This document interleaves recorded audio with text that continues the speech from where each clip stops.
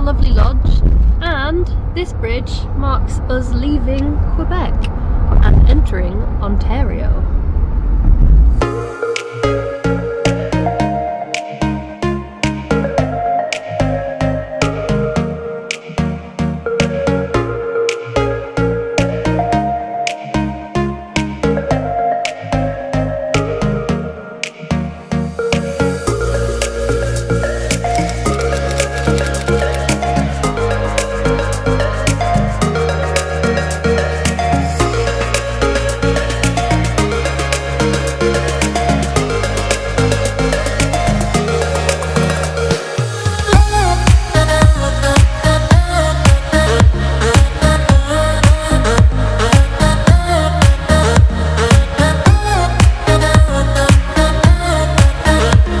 We have just arrived in Toronto. Toronto.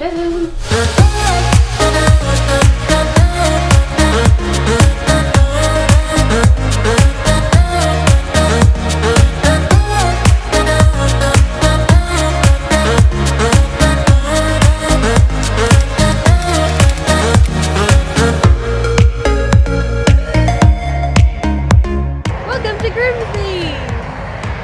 Gateway to Niagara. This is the parallel universe of my hometown.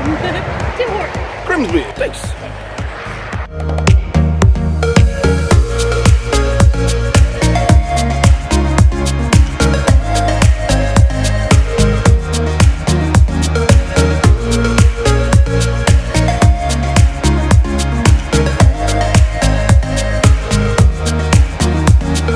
Now you've hit the big time.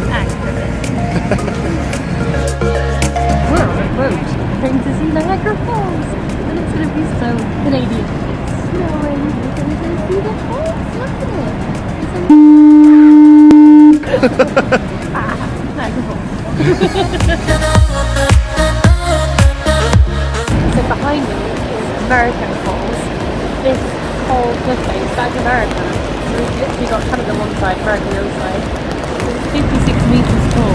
Because of erosion, it's actually going to eventually become sort of like a platform way down. And there's a large section in front of it where a big piece of rock just collapsed, which is why you can see a bit of a rocket. It's obviously the most famous. It's one of the natural wonders of the world. And it's actually made up of several different falls. It's so loud. I'll probably get covered in mist. It's pretty amazing.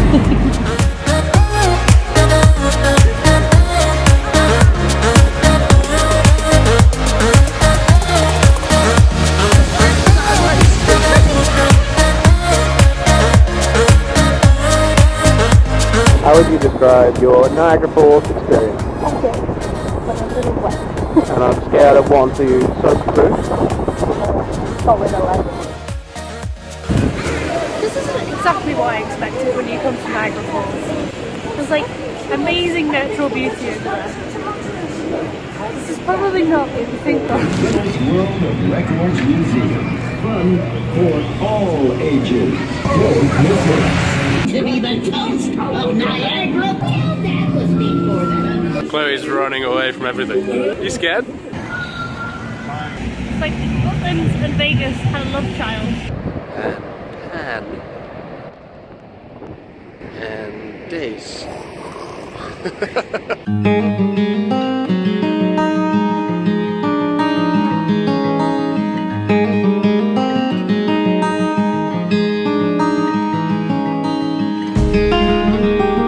We've just come on a bit of a detour back on our way to Toronto through Brantford. And basically my grandparents moved to Brantford in the early 50s. They lived and worked on a farm which I believe was actually on this road. So we've just done a bit of a tour. My grandmother said that she knows that there was a lot of development where the farm was, and I don't think that the farm was still here. I think potentially further up there where we were, it was definitely a lot more wooded and stuff, but all the properties look like they're probably newer than the 50s, so I'm gonna hazard a guess that maybe it was on this land and it's all just built up and become quite a big town, because 60 years is quite a long time. They did end up moving back to the UK, but I know that they absolutely loved their time in Canada. It's so cool to think that this is where my grandparents lived.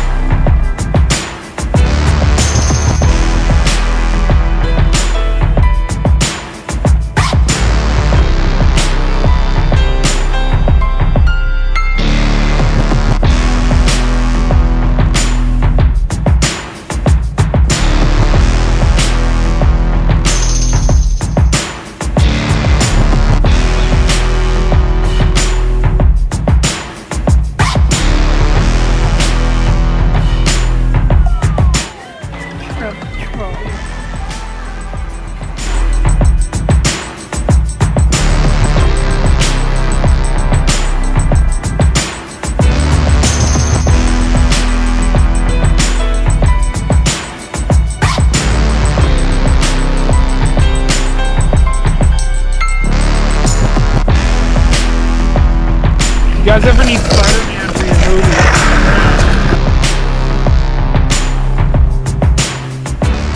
Pretty chilly today. This is definitely noticeably the coldest day we've had so far. Brr. Yeah. So we've just been to Kensington Market, which is full of independent shops, bars, restaurants. Really worth a look if you go there, and go with an empty belly because there's so much good food on offer. And we're just walking back through these pretty little suburbs, and we're going to head back into downtown, have a look around there.